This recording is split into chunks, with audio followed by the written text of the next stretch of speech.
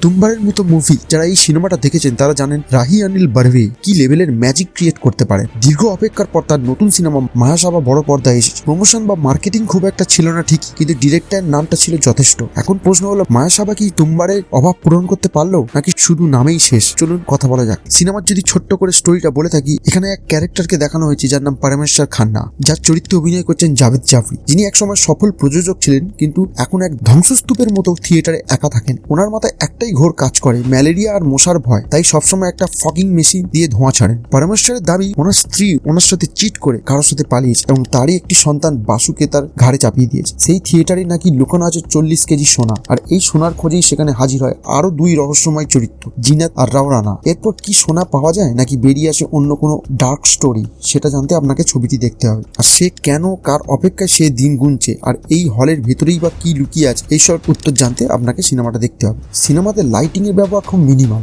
অনেক দৃশ্য দেখা গেছে ক্যারেক্টার নিজেরাই ল্যাম্প হাতে নিয়ে হাঁটছে, এতে তাদের মুখ যেমন হাইলাইটেড হচ্ছে তেমনি অন্ধকার কোণগুলো এক ধরনের অস্বস্তি আর রহস্য তৈরি করছে। গোটা সিনেমা জুড়ে ধোঁয়া আর কুয়াশার ব্যবহার অসাধারণ। এটা শুধু সিনারিও না, একটা ক্যারেক্টার হিসেবে কাজ করছে যা প্রতিটি শটকে একটা এরোটিক লুক দেয়। ফ্রেমগুলো খুব স্মার্টলি সেট করা হয়েছে। ঘরের বাইরে থেকে অন্ধকার জোন দিয়ে ভেতরে আলোতে থাকা মানুষকে দেখা, এই ধরনের শটগুলো আপনার মনে একটা অদ্ভুত ভয় ধরিয়ে দেবে। সিনেমাটা খুব ধীরে এগোয়, এখানে জাম্প স্কেয়ার নেই, আছে ইমোশন, লোভ আর ম্যানিপুলেশনের খেলা। এখানে পরিচালক আপনাকে সবটা বুঝিয়ে দেবেন না, ক্যারেক্টারদের ব্যাকস্টোরি বা তাদের উদ্দেশ্য আপনাকে ডায়লগ বা সিচুয়েশন দেখে বুঝে নিতে হবে। এই কারণেই হয়তো এই সিনেমা কমার্শিয়াল অডিয়েন্সের সাথে পুরোপুরি কানেক্ট নাও হতে পারে। অভিনয়ের কথা বলে জাভেদ জাফরি এক কথায় দুর্দান্ত, তবে আমার কাছে স্পেশাল হাইলাইট ছিল মোহাম্মদ সামাদ। তুম্বার মুভির সেই ছোট্ট ছেলেটা এখন নিজের পারফরমেন্স দিয়ে ফ্রেম দখল করে নিয়েছে। সব মিলিয়ে মায়াসাবা আমার কাছে একটা definitely go for it movie. যদি আপনি সিনেমাটোগ্রাফি ভালোবাসেন বা dark slow burn story telling পছন্দ করেন তবে এটি মিস করবেন না। এটাই